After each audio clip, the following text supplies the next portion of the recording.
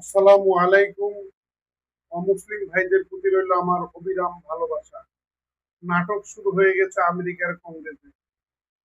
আমেরিকার house of representative ইরানের যুদ্ধ যাতে একাই ক্ষমতা ব্যবহার করতে না পারে ট্রাম্প, সেজন্য একটা আইন পাশ করেছে। এবং ট্রাম্পের দলের, রিপাবলিক দলের 4 জন আইন প্রণেতা ট্রাম্পের বিপক্ষে ভোট দিয়েছেন। এগুলি আসলে হাস্যকর। এই যে বিলটি পাশ হইল, সারা বিশ্ববাসীর কাছে এটা একটা খুশির খবর হলেও আমি খুশি হইতে পারতেছি না। কারণটা হলো, আমেরিকার এই কংগ্রেসে যে আইনটা পাশ হলো, এটা সেনেটে যাবে। সেনেটে পাশ হওয়ার পরে ডোনাল্ড ট্রাম্পের ভেটো দেওয়ার ক্ষমতা থাকবে। এখন প্রশ্ন হলো, কংগ্রেস এই মুহূর্তে আসিয়া এই সময়ে এসে কেন আইন পাশ করলো?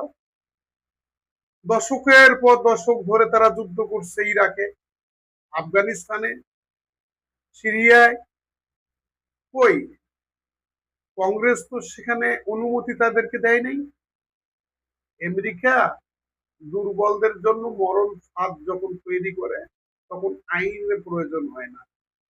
যখন শক্তিশালী প্রতিপক্ষ হয়, নিজে পরাজিত যখন হওয়া নিশ্চিত, আমেরিকার পরাজয় যখন নিশ্চিত, তখন কৌশলে যুদ্ধ থেকে বের হয়ে যাওয়ার জন্য এই কংগ্রেসের কাছে কৌশল করিয়া ডোনাল্ড ট্রাম্প নিজের 4 জন প্রতিনিধিকে নিজের বিপক্ষে ভোট দিয়া নিজের বিরুদ্ধে আইন পাশ করে সে বিশ্ববাসীকে দেখাতে চাচ্ছে যে আমি ইরানের নৌবাহিনীকে শেষ করে দিয়েছি, পরমাণু স্থাপনা শেষ,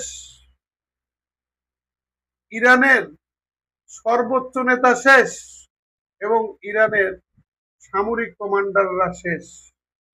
ইরানের বর্তমান যে ক্ষমতায় যারা আছে তারা আগের চেয়ে ভালো। এই কারণে আমি সেইখানে আর যুদ্ধ পরিচালনা করব না। এবং কংগ্রেস যদি আমাকে অনুমতি দিত শুধু যুদ্ধ পরিচালনা করার, তাহলে ইরানের যে পরমাণু যে স্থাপনাগুলো আছে এগুলো আমি শেষ করে ফেলতাম। তারপরও ইরানকে যেভাবে শেষ করেছি, ইরানের পুনর্গঠন হতে 100 বছর সময় লাগবে। এই বক্তব্যগুলো কিছুদিন পরে আসবে, আপনারা লেগে রাখেন। কিন্তু আসল ঘটনা ভিন্ন। আসল ঘটনা হচ্ছে যে যখন দেখছে যে পরাজয় নিশ্চিত, তারা হরমুজ প্রণালী খুলতে